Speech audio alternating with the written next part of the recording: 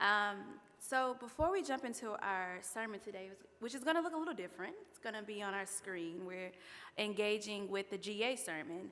I wanted to give a small reflection to help guide us into how Reverend Ryu oriented us for General Assembly. And it got me thinking about, as I asked the kiddos, how is love defined? What does love look like? How do we practice love? These were questions that were spoken and unspoken and rose again and again during our time together as we gathered in person or online for General Assembly. And sitting with them, I found myself returning to Bell Hooks and her work all about love. She reminds us that to truly love, we must learn to blend many essential ingredients, from care to affection to recognition to respect to commitment, trust, and honest and open communication. And from my own experience as a GA delegate, I would add these things. It also means choosing love as a way of staying observant.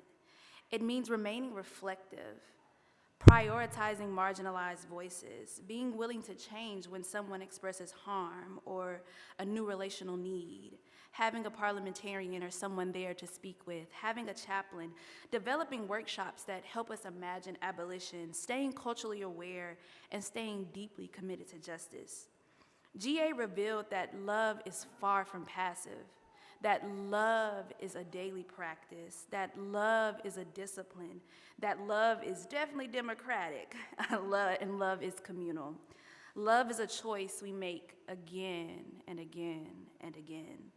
So today we'll hear from Reverend Ryu and other Unitarian Universalists across the nation who will, from their own perspectives, express what it means to meet this moment, these times that we are living in, together everywhere, in love. So even though Reverend Ryu is not here, Reverend Ryu, take it away.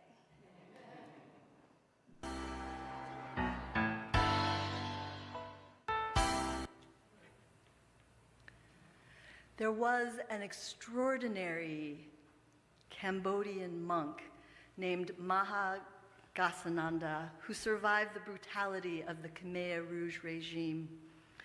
Later, he served in the refugee camps, and in one of those camps, he opened a Buddhist temple, despite threats from the authorities that anyone who attended would be killed.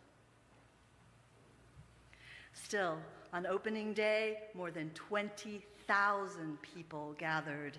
These were people who had lost nearly everything, families shattered by war, communities terrorized by violence, people who had suffered beyond what most of us can even imagine.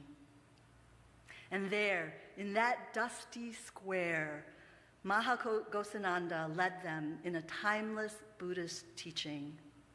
Hatred never ceases by hatred. By love only is hatred healed. This is the ancient and eternal law.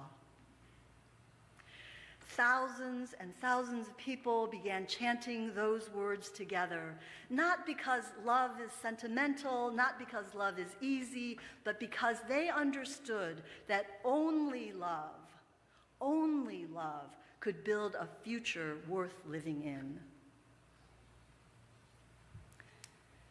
After the 2024 General Assembly, I came home and told some of my interfaith colleagues that 80% of the Unitarian Universalist delegates had voted to declare love as the center of our faith. One of them, who's a good friend of mine, kind of sighed and said, love is very abstract. It means 100 different things and it means nothing at all. And religion has been preaching and teaching love for the last 2,000 years, but look at the way we treat each other. I know what they mean. I've heard that before from Unitarian Universalists, too. Love has become a cliche, a greeting card, a slogan, a marketing campaign, a word stretched so thin that it can barely hold any weight at all. Even when Dr. King invoked love, they called it emotional bosh, weak, sentimental, passive. And some of us have learned to distrust the word entirely because the word love has been used to excuse harm, to silence truth, to avoid accountability, and to demand submission. But without an ethic of love, human beings start treating each other as objects, as obstacles and problems to be dealt with. A people organized around fear will produce punishment. A people organized around greed will produce trillionaires. But a people disciplined by love can begin to repair the world. This is why the poet calls us into the gap, one breath deep, before sending us out into the world. In this space, we remember our religious inheritance, a treasure carried by our Universalist ancestors who claimed that God's love was so complete that no one would ever be outside of this love, no matter what. And our Unitarian ancestors who admired Jesus as a fully realized human being, showing us that our capacity for love is far greater than we can imagine. So, what do we mean by love when we dare to place it at the center of our faith? There are so many kinds of love in our lives. Romantic love can be beautiful. Love for friends and family can be deep and fulfilling. Love, as we speak of it in our congregations and in our practice communities, though, is a little bit different because that love that we practice in those communities does not require fondness, affection, or any positive feelings at all. As the psychiatrist M. Scott Peck wrote, love is not a vague sentiment, but an intention and a discipline. He says, it is the willingness to extend oneself for the purpose of nurturing one's own or another's spiritual growth. Sometimes that can look grand and heroic. Just as often, it looks like that couple who drives an elder member to church, even though it's out of the way and it's not so easy to coordinate, and sometimes it conflicts with other things they want to do. It looks like two people fighting as they're organizing an event and resisting the urge to turn away, willing to sit in discomfort long enough to speak honestly and to find their way toward new understanding. It looks like taking the time to get to know a stranger in need, learning their story, and welcoming them into the community as a full participant rather than an object of charity. It looks like making a personal promise to talk with one new person during coffee hour instead of huddling with their best friends.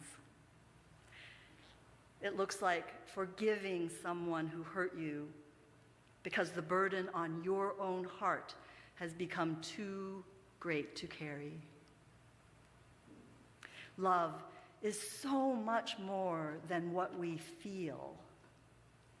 It is a discipline we choose freely and willingly for the sake of another's growth and well-being, including our own. My friends, I know that love is a word that carries many, many different meanings. Its power can feel fragile in the face of the forces gathered against us. At times, we may even doubt that love will prevail. Still, I am profoundly grateful to the Unitarian Universalists that we have not given up on love.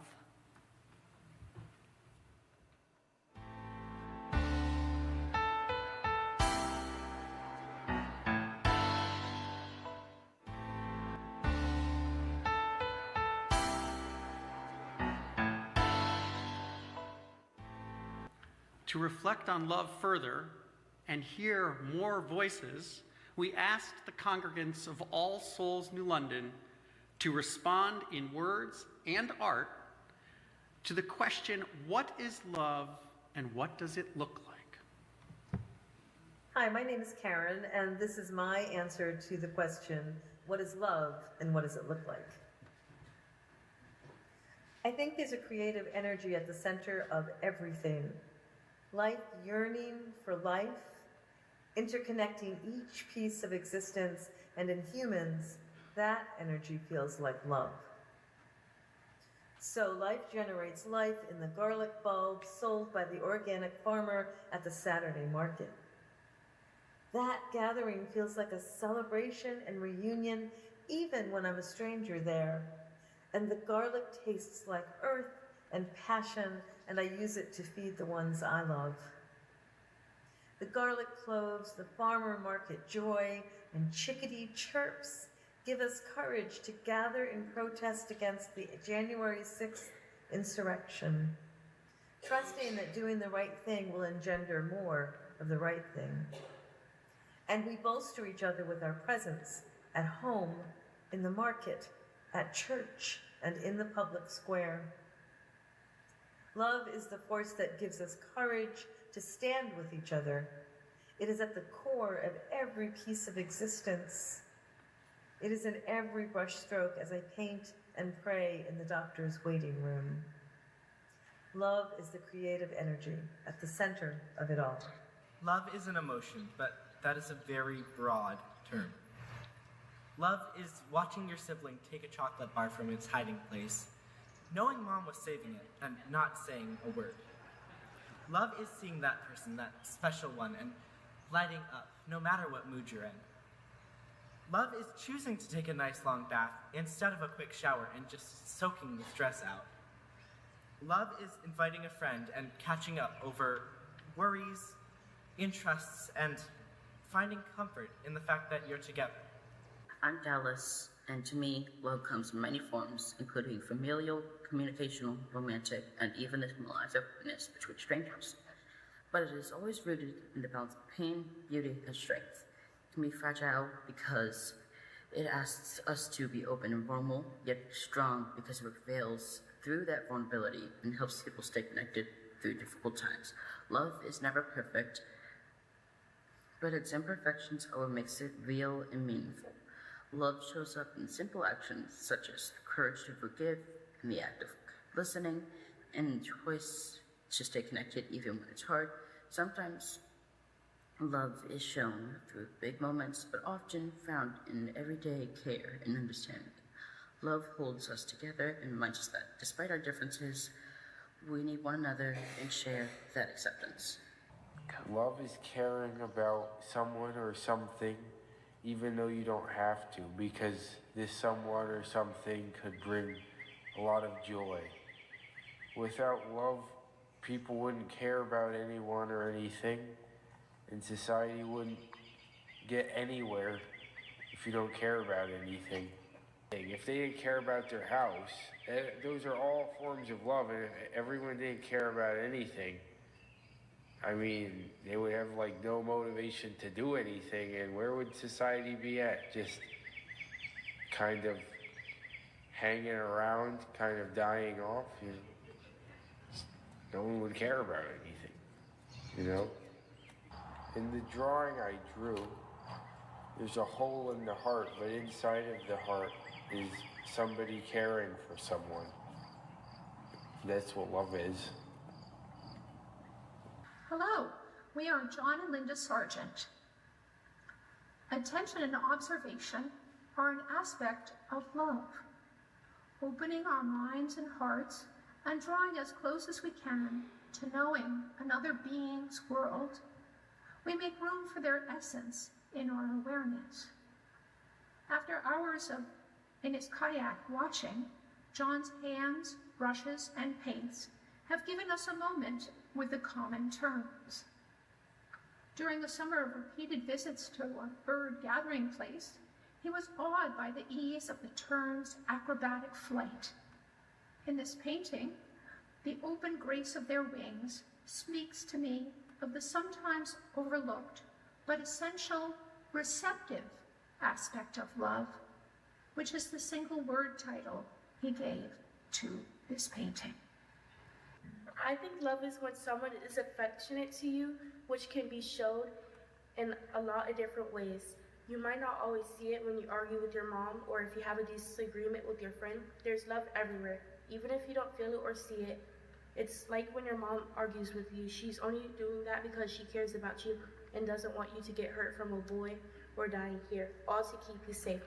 Another way of love is from your friends, when they invite you somewhere or even just coming to talk to you every day. Just little gestures every day is love. Especially there's a lot of love in you. Might not feel it, but every day you do something to show affection, like walking your dog, making coffee in the morning for your mom. You will always find love in yourself and around you. Like brushing your hair is self-love, cleaning the house is both. If you live alone or if you live with your loved one or just cleaning the house for your parents, the littlest things count. But my picture is someone holding hands, which shows love from your friends or loved ones. Just remember, love is all around you, even if you don't realize it. Hi, my name is Adrian Dow. I'm a relatively new congregant here. The artwork that you're looking at is a piece gifted to me by my yoga teacher, Kim Abraham, who is one of the nicest people and kindest souls I've ever met. And love to me is kind of exemplified by people like her.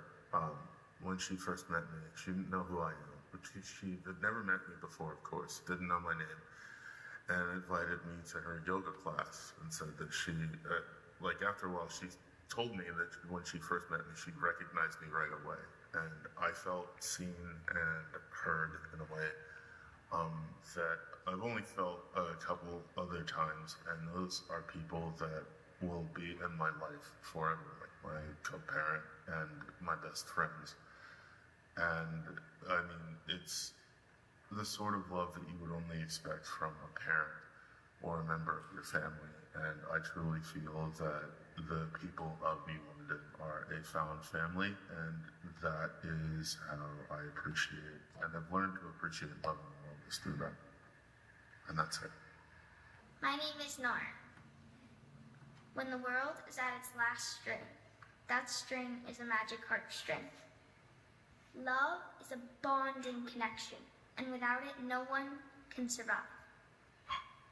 Family, friends, and communities depend on each other, and they depend on the things that hold them together.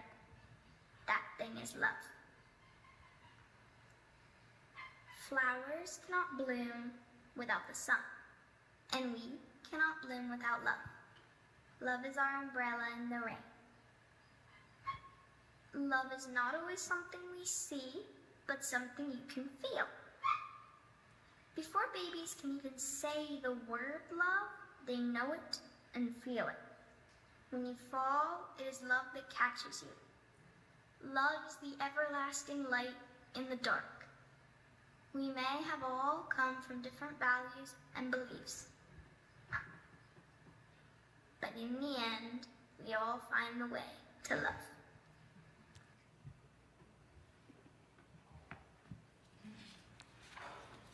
In a community that embraces many spiritual perspectives and seeks to draw the circle wider, love is our common language. It allows us to speak of the mystery we cannot name, the goodness of life that exceeds us, and the sacred ties that bind us each to all. As Nora said, flowers cannot bloom without the sun, and we cannot bloom without love. When you fall, love is what catches you. Love is the everlasting light in the dark. So, are you ready to be disciples of love? All right. Now, I know that talking about discipleship may feel unfamiliar in a Unitarian Universalist setting. We have seen how easily discipleship can be distorted when it becomes a cult of personality rather than a liberating path. For some people, the word disciple carries painful associations: control, hierarchy, the surrender of one's own spiritual authority. But the discipline and the discipleship that I'm talking about and inviting us all into is all about studying love. It's about practicing love. And it's about moving in the world having been formed by love. Every path of formation can reorder a life and give it a new center of gravity, because every discipline asks something of us.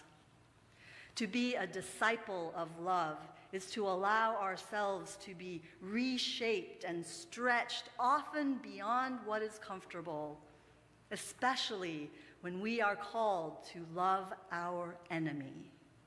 Or, in UU words, to affirm the inherent worth and dignity of all, even of those who would use their power to deny that dignity to others.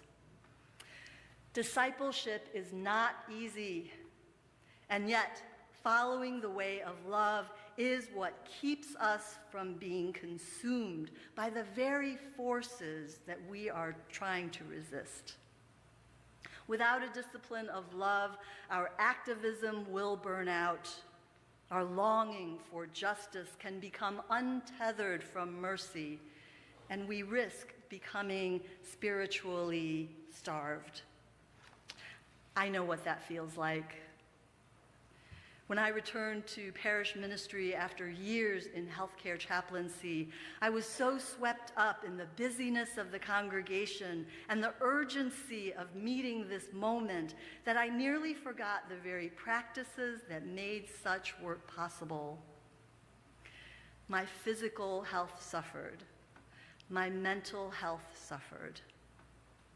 And this is why the ancestors, in their wisdom, call us into the gap, call us into moments of spiritual practice. Before we fill our bags with scented guava and bandages and rush out into the world, those ancestors call us to first gather in places like this, where grief is never denied, where joy is welcomed with abandon, a place where people return to the practices that shape them, where disciples study love carefully, practice it imperfectly, and when they fail, begin again, begin again. The world is weary of righteous, performative righteousness. Instead, this hurting world needs people who can remain human in inhumane times. It needs people who can tell the truth without surrendering to cruelty, who can resist despair without pretending everything is going to be okay. So, my friends, the world is calling us to the corner. So gather up your things, take one another's hands, and let's go together as disciples of love.